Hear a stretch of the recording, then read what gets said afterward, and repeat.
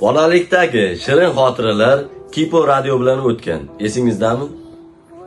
Bundan 20 yil avvallari deyarli barcha xonadonlarda legendarniy Kipo radio bo'lardi. Yoz oylari, hovlilarda ertalabdan Kipo radioda qo'shiq eshitib uyg'onardik. Vodiy sadosi, Zamin FM degan kanallarda eng hit qo'shiqlar yangrardi. Bu paytlarda Telegram, Instagram, YouTube, WhatsApp, Viber degan ijtimoiy tarmoqlar yo'q edi. Lekin hayotimiz ancha ham maroqli edi. Mening shodligimsan, bolaligimsan.